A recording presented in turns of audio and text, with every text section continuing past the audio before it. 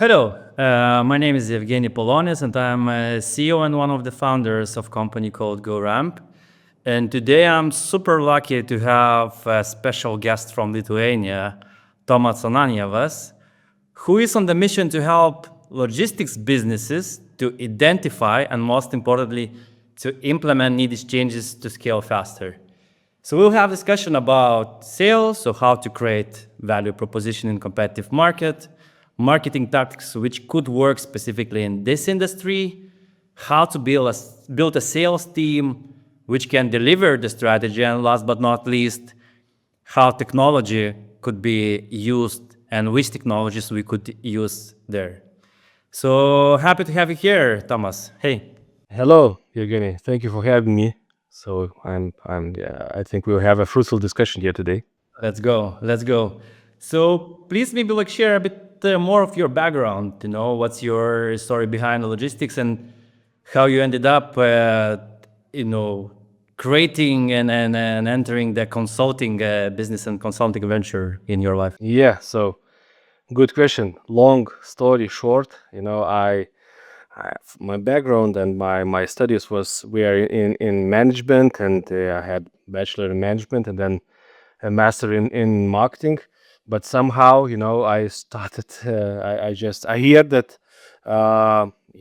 logistics companies pay good money, and I started working first as a sales rep for logistics company, then as transport manager. Then I went to work for a procurement side for big trading manufacturing groups here in Europe.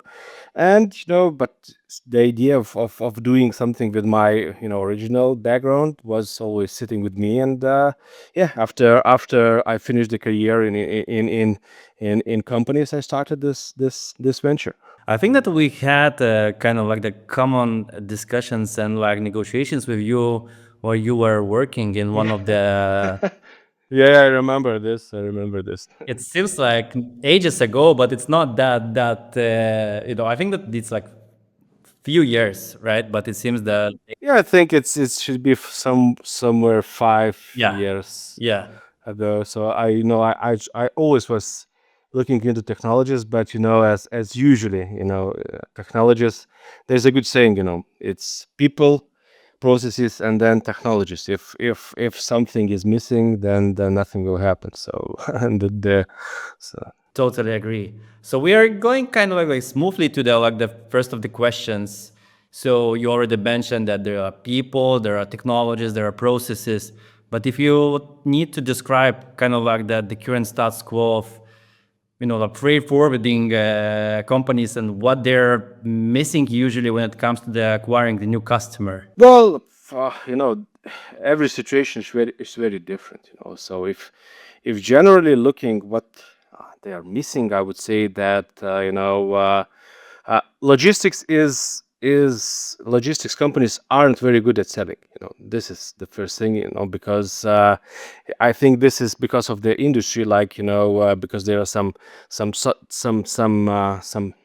times in the market when there's a huge need for such services, and then there's a huge drop usually. And yeah, but the peak seasons are usually better than the drop spots. And no one is looking. I not no one, but many aren't looking at this sales function as a function that needs to be done constantly, and that everyone needs to be constantly doing sales. That you need to improve. You need to get assets, get assets. Grow. So this is, I think, the key thing here. So yeah. I do agree because like when we do discuss with the customers or like the potential customers, so there are like two no's. One, when they do a peak season, and then there are other priorities, and then when there is a low season, so during the low season they don't see that much of the challenge, when it comes to kind of lots of the tasks and so on and so forth, because it's like kind of like a low season and you can handle it. But yeah, unfortunately, no one thinks, okay, the low season could be the great time to prepare for the high season, and you just go, wave by wave. Yeah, totally agree. And But yeah, just there are companies that are doing this constantly, and that which are growing. So there are many many examples out there in USA, in Europe, and everywhere. That those companies that are super good at selling, that they understand that they need to do this, and need to do this constantly and a quality way. They grow, and I have today customers which, let's say, started working with us and done the sales, for 2 years, and done marketing for 2 years, and then when compared to others, they're growing faster. Okay. And can you just like describe a little bit more about what are your services more about? Is it more kind of like the consulting, or like you have also other services? So if someone listens and then thinks, oh yeah, like I need someone who could at least like advise me or give a consulting session. So what's Thomas all about? Yeah, Thomas is here. So we are positioning ourselves as a one-stop shop for logistics businesses. So the at the moment we are doing all things related to sales marketing. So we can consult, and customer relationships as well. We can consult on those parts. We are doing actual marketing agencies work for logistics businesses, and we do training for sales, marketing, and customer and account management. So basically, we are the ones who can connect all the dots, because if you would source someone to do marketing, source someone to do training, source someone to do consulting, then usually no parts are to blame to if nothing happens. So but when we are all in with everything, so then we are the ones who are responsible, and usually the results are far better. So then let's dig dive into like the sales and marketing. And for me, when it comes to sales, like one of the first milestones to achieve is to have a compelling value proposition, because there are that many of the companies out there. So you need to have your value proposition, you need to have your unique selling point. So what's your advice? How companies can find that niche, or like how they can compel that unique selling point in that competitive market? Yeah, of course. Finding those unique value propositions is quite sometimes it's quite hard for a logistics company, because, as you mentioned, everyone is the same in the market, and the competition environment is quite harsh. But still, what can logistics companies do? They can do a complete competitors analysis. What their competitors are doing, what tactics they're doing, what strategies they're doing, what markets they're working with, where are their strong points, parts, weaknesses. Of course, they need to analyze themselves, where are their strong points, analyze existing customers, because usually this is a huge potential when they analyze existing customers, asking them why they started working with them, what how they are different, proving, or some other thoughts. So this is, I think, the first step here. So and usually usually when this is done, those value propositions are found. They Most of the times they aren't as some mind blowing like in other industries, where you can find some unique things, but still, you can find those value propositions which you could then mention incorporate into sales, marketing, and other messages. But am I right by saying that the price is not, let's say, the variable where you can compete? Because, Yeah, no, you know y- this is the key thing, I when I'm doing trainings. Of course, price is important. You will never ever get, I don't know, maybe 50% more, 100% more. It's not possible, but the thing is that in logistics, the the relationships are still more important, so if a sales rep can build relationships, then they can get better pricing, and this is this is this is the structure as in industry. If you would look at any big spedition companies, big manufacturing companies, you know that some companies get such pricing, other companies get a little bit worse pricing, and so on and so forth. But this is happening, and in order to get those things, you need to have value propositions, you need to be, and of course do other things in order to build those relationships. that's why I think that like the fight for the best talents in the market, like companies do try to keep them, because it's not about like the know-how. sometimes, or in the majority of times, it's all about, like human to human interaction. I could have a good relationship with Thomas, who works in the big transport, like manufacturing company. That's why most probably, if I will be changed by someone else, it doesn't mean that Thomas will keep the same pricing for another person here. No, yeah, yeah. This is the thing here, that you need to build relationships, and of course it takes time. Sometimes maybe, I'm saying, sometimes maybe it's worth competing on price, but still, if you will just stick with price, in long run you will be outcompeted by some other who will offer €5, $5 cheaper freight, and then that's it. So you need to look for other uh,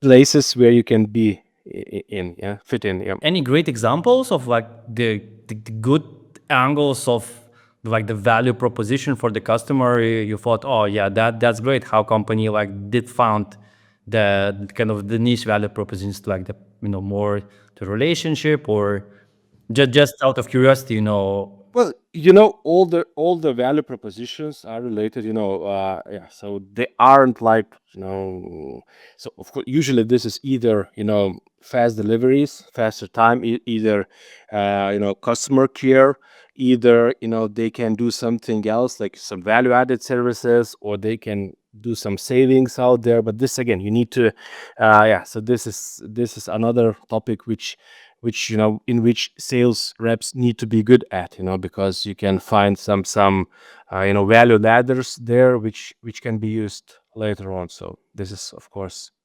this can be done, but usually it's either service levels, either exceptional communication, or some things like shorten lead times, money saved, improved quality of services, and that's that stuff. talking about like the another side of the boat, like the manufacturing companies, which are kind of like the clients of your clients, do you see that they do require kind of more one window services? I mean, when the freight forwarding company can offer more lines under one manager. So like manufacturing company, logistics manager doesn't need to have five different logistics managers from like different freight forwarding companies in order to cover all the package show of their lanes.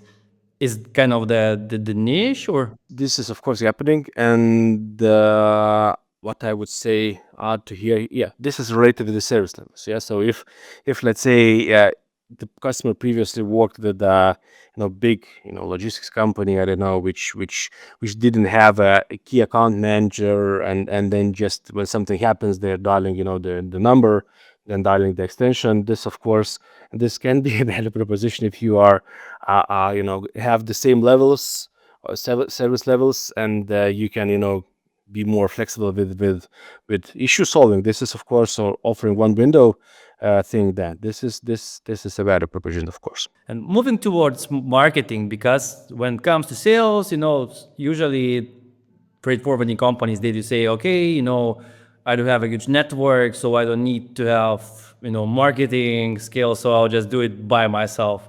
So kind of like marketing seems to be a bit more mystic place to be for, I don't say it for everyone, but like for majority of the industry guys, because the majority of people are guys. Do you see any trends or the best tactics for freight forwarding companies, uh, which do work from the marketing perspective? Yeah, for logistics companies, I see it's quite hard to understand, that marketing takes time. So it's not yet that you will do something, and then next the same month you will get bookings, quotes, and the business starts falling. This is not the case, because for that case there is load board, so you can find the not so very good loads there for a tiny margins. Just do the bit, just go there, and this is it. So marketing should be, first of all, marketing should be uh, you know mm, um, directed to getting those top customers, those customers that could just improve your margins, get, just change your life. Yeah. And usually in logistics, if you can get one big company, one big manufacturer, then it's, you can go to from million to 100 millions easily. So this is where all those companies should pay attention to. And yes, so this is the first thing which they need to understand, that this is for long run, and this should be based for your top customers. Yeah. I think the other thing is that that is, many believe that in logistics, they think that this is the marketing activities is the same like with other transactional services.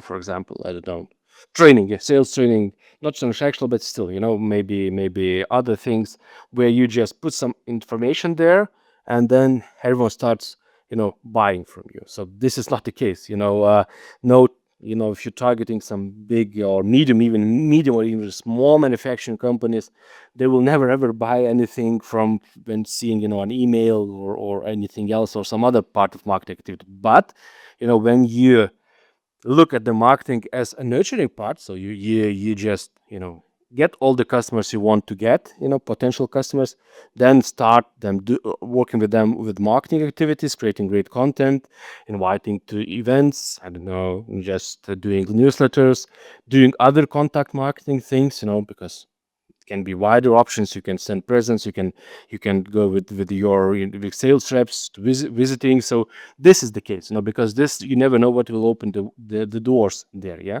So the key thing, your mind shift needs to happen, because it's not that you will get, and big companies understand that, because like the DHLs and others, they understand those things, and they know that for them the marketing is already working really well, but to get there, they spend a lot of time and efforts and then money, of course. So it seems that is kind of more account-based marketing. You just say, "Oh, this is our my top 1,000 customers," and then you just work around them. Because as you mentioned, here in logistics, if you can take on board one of the big guys, it can change your company financials and headcount drastically. Yeah, yeah, yeah.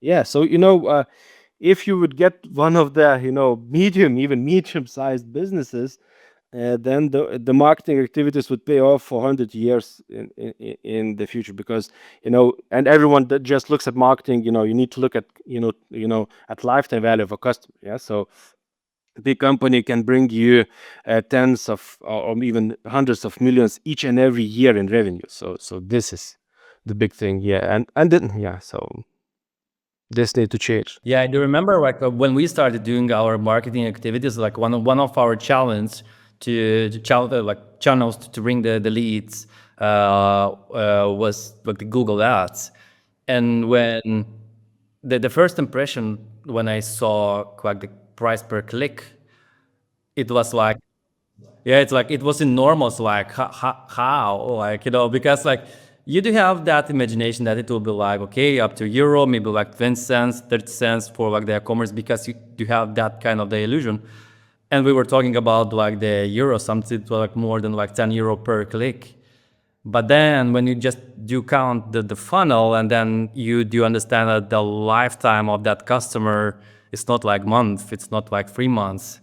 So then you say, yeah, that makes sense. But even for us, which were opposed to do the marketing activities in online business, it also took quite a time to understand and to switch the mindset. Okay, this could work. But my another question here is, okay, so we talked about DHL, like the big guys who work with the big guys, but what to do for the smaller ones? Do they need to realize that their game is in like the small medium size segment, or you saw or see like the opportunities for them try to compete with like huge and enormous budgets of those like big guys? When competing with big guys, I would never say that. First I would recommend looking at the services you have, and because there are many companies are coming to me and saying, how we can get, Coca-Cola, I don't know, other big brands, what to do. So I'm saying to them, you need to have a warehouse, you need to have cover, I think, 1,000 lanes, have air, have road and rail and everything. So first you need to answer yourself if you will be able to cover it. Those, of course, it's possible to take out some parts of them. Let's say one lane which is important for you, but then this would should be your tactics, not some general things. So this is the first thing. And other thing, when you know with whom, what you want to get, with whom you're competing, then just build your strategy. If you want to get one lane, out of those, then most likely, you need to, be super concentrate on one individual at the organization, and you need to understand who is the decision maker, and then do the contact marketing thing. So this involves not only, marketing, create content creation, but also, thinking of presence. I recently sent out you know some you know Red Bull, pockets before training, season, because saying I will make you energized. So you need to think out of the box here. So then most likely you need to visit, conferences, trade fairs, where you can reach those guys, because this is the thing. If you are looking for other, let's say small, medium, and you know that the competitors are there, those competitors, then just look at what they are doing and do more, or something other. That's it. Do you see the difference between the markets? I mean, like, Baltics and other markets you work with, and the customers, like, do they do like something differently, or it's pretty the same, and then it's just the matter of where do you focus on the lane? I would say it's, it's pretty the same. Of course, the marketing gurus, may just say, it's way different in this market, way different in this market.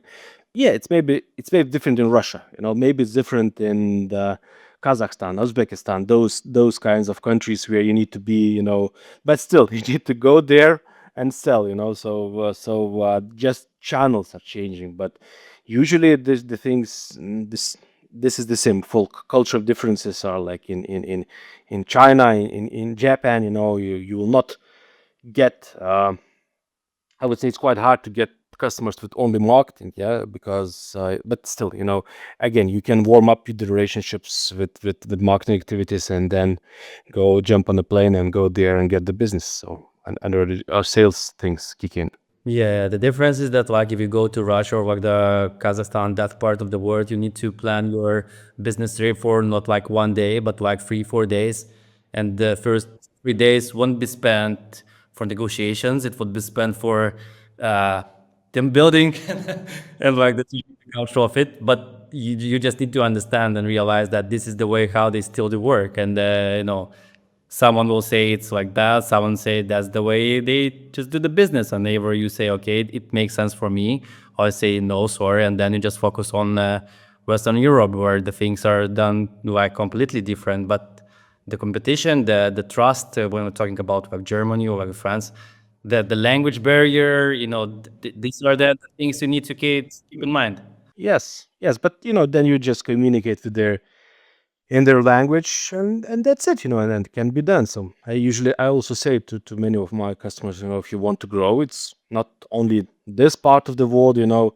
Just you can take just Poland. Just you can take USA. You can take their enormous markets. You will have to do there. You have things to do there for the rest of your life. So it's Let's talk about the talent. Like, okay, we do have, let's say, the great value proposition. We do have kind of the marketing strategy, how we do approach them.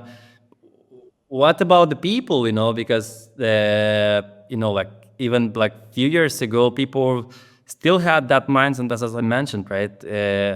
I am me. I do have my network, and I do the stuff. How they're adapting to like the technologies, the content marketing. You need to be kind of unique there, because you cannot write everything by like AI, because everyone now kind of understands that it's like written by AI, because you send one email written with AI, and then you send your email written by you, and there's like a drastic difference.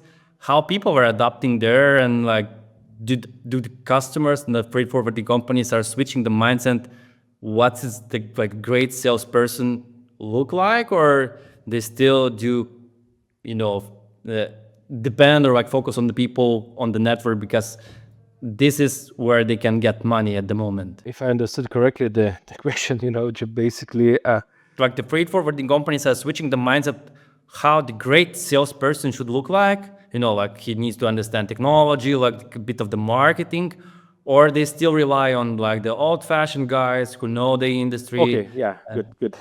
Sorry. Yeah, so No, no, no worries. no, so yeah, so I don't know, I think that in general talking, getting great salespeople now today is really hard.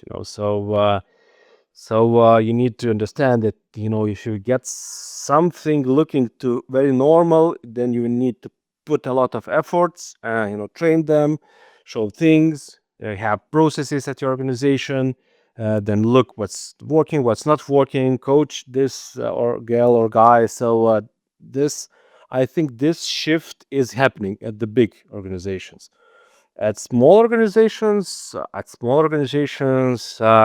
I think not. They're looking for, yeah, they're just looking for someone to buy someone with the books of business, and but usually this doesn't work, because I also say that some companies, this is a huge thing here, because some companies are looking for sales reps, and they're, let's say, they are a small sized trucking company, yeah, and they then get the guy from big trucking company, and they're thinking, yeah, now we will rock, we do everything, everything will go like, bananas will fall from the sky, and nothing happens, because there's quite simple situations. Selling big trucking company services and selling small trucking company services is a completely different thing. So if you will not show, and some mindset also needs to be there, because when you arrive at a customer from a big companies, with the big company's name, they're looking at you differently when you arrive from small companies. So this thing, so this needs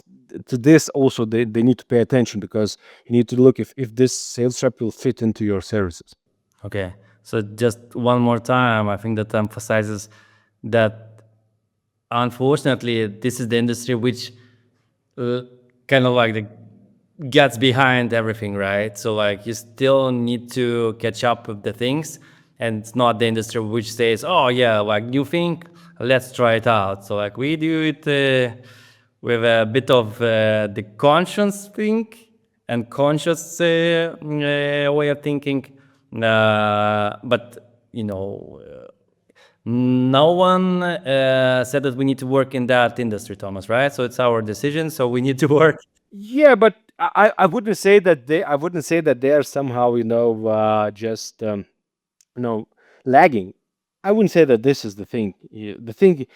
The biggest thing there is that, there's a lot of small companies in the industry, and even micro companies, so small micro companies, this is the majority, yeah. So, and when someone arrives with them and saying, we need to improve your sales, create a process, do other things, you need to have a nice stack of technologies here, for most of them it's too much, it's they aren't big enough to spend the money on those parts, and those companies. But this is already, which is the first chicken on the or the egg, yeah.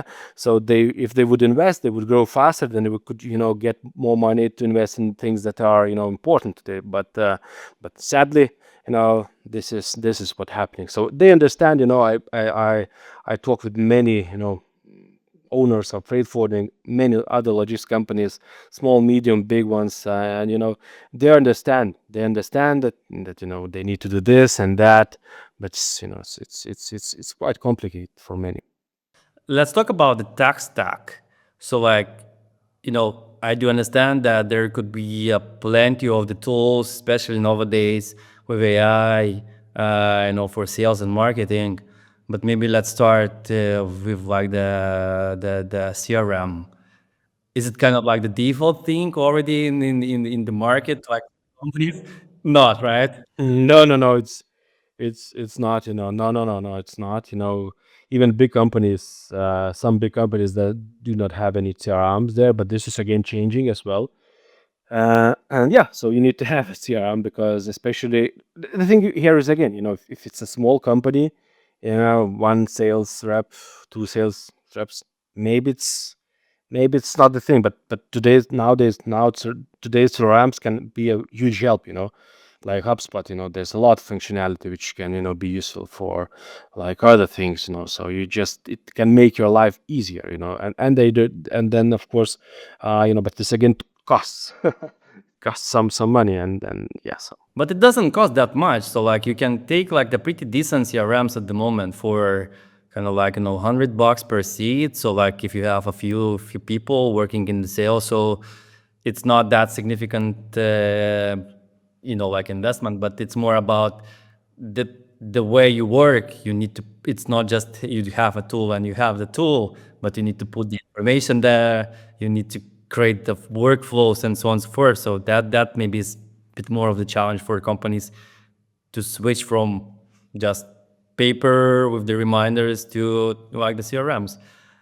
Any other any other tech stack or like kind of the tools you would recommend people and like the companies in that industry, which would you would say, yeah, it's like the decent money and then you can get the value out of it. You can, increase your efficiency, automate tasks.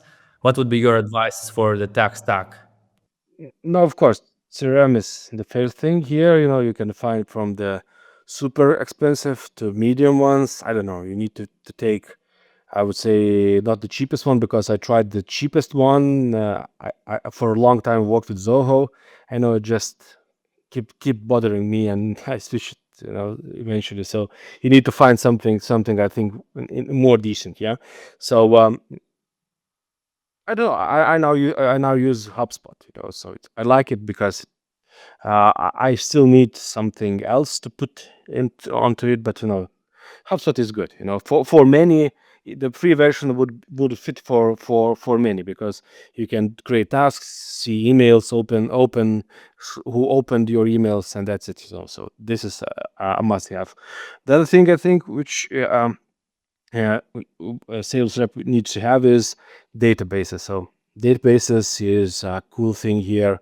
You can look at they're super expensive ones like Zoom Info, but you can use like Lucia, you can use like Get Prospect, all those things, which also can get the emails and contacts from the decision makers, because if you are just calling to a general line, so the process is super long, super long, and with those you can just narrow if you good create great messages. Yeah, if you will just talk about hey, my name is Thomas, I have a great truck, you have a great parcel, let's do business. So this will never work. But if you create great messages, so and have direct contacts, it's easier, way easier, so to work with.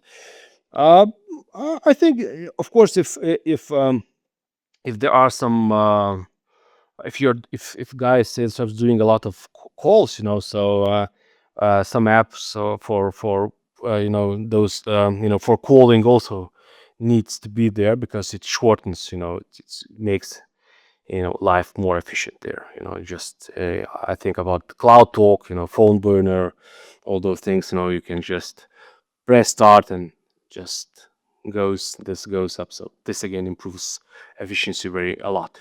What about the LinkedIn? Do you see the Yeah, so LinkedIn, this is not a tool, this is a platform already. Yeah, I think if I was hiring a sales rep, and I would first look at how much connections do they have on LinkedIn, how good they are on LinkedIn, because today sales is becoming very omnipresence is the key here. So you not only need to do marketing, you need someone doing omni sales approach. So it means email, social, phone, and multi touches, and know how to do that. So if you don't have LinkedIn, doing the email and phone and phone only, it's not enough. So if using only one, I would say, channel, let's say, if you would use only email, the meeting rates will be really low. But if you would use LinkedIn, it will be already more. If you would add email and phone, then you can easily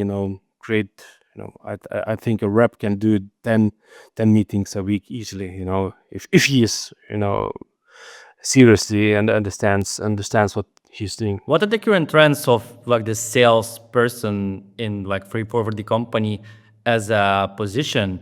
Because previously it was kind of mixed. You have a lot of operations, like we need to deal with the existing customers, and then you need to search for new ones. You need to kind of send LinkedIn invites, message, content, and so on and so forth. So kind of messy. How's the moment? It's still the way they like do kind of like jongleur between the tasks, or you see the trend that they're moving from okay, Mr. Orchestra doing everything into okay, one is like customer success or whatever we call that person who works with the existing customers, and then there is a sales guy who does the actual sale but not post sales as well in the same 8 or 10 hours per day. Yeah, well, yeah, so there are different situations, and I'm not a big fan, let's say if saying, some are saying if you in logistics, that doing everything is very wrong. I disagree with that because, if someone is doing sales and then, of course, after sales things, account management, then this, of course, a value proposition, because then you know that someone taking you from the end and from the beginning and bring it you to the end. Yeah, and this is really good, because now then this guy gets commissions and he wants to make you happy, and that's it. So this is a part. But of course, if you want to grow, if you are already on the next stage and you need more customers, then this model usually doesn't work, because everyone will just work with the existing customers and doesn't will not pay a lot of to getting new customers. But this can be solved with motivational systems. This also can be worked out. So to sum up, I think there are various different situations, and which is better. I think that, if someone would have, yeah, so I don't know, it depends on the situation. Yeah, but I hear a lot of things when the account management operations is done by separates and the sales is done by separates, then there's a lot of problems and misunderstandings, which bothers the customers. Especially when you don't have a CRM, so you don't understand what was the. Yeah, so this is really what this is yeah, this is the key thing, because if something happens, and you do not have CRM and you never record anything, so then, yeah, so this could be an You issue. just pray that that person still works in the company and you can ask. Yeah, but and this is really, when someone leaves without CRM, then everything leaves together with him. So this is a sad story for most. Let's talk about the future. So, what do you think? Because there are a lot of rumors, like AI, animals, trucks, like the people will do nothing there, and like the price will be pretty similar.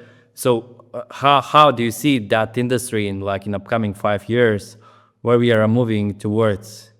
In 5 years, nothing of this will happen for sure, I think, because first of all, centralization of data needs to happen. So, and until the data and everyone will look at the same, shipment, understand this as shipment, nothing will happen. So the other thing is, the autonomy cars, again, trucks, and this is again many years in front. So, but generally talking, yes, I believe that in the, I would say, in the longer period, I don't know when, is it 20, 30, or 50 years, we can, when we have fully operational, autonomous trucks, where when the batteries will be in a way that can self-charge really fast, then when the regulatory basis will be ready, then yes, this can happen. But I think this will not be as, a total thing, because then when we have a total digitization, companies that will, be the those guys who on the phone really on the phone, it's like the blue jeans. Yeah, so they're coming back to life. So and this will happen. So I think we'll have all kinds of providers. So there will be digital, but of course there will be, those guys who will do the things in with connections, and this will also have place in here.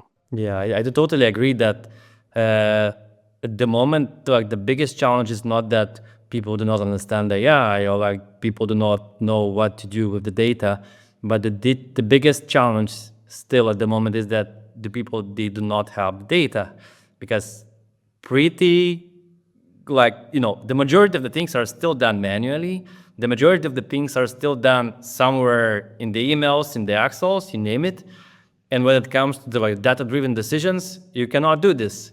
You still need to rely on like the emotions, and this is the the challenge we need to solve. And then yeah, we can talk about AI, we can talk about you know no human interaction, but this should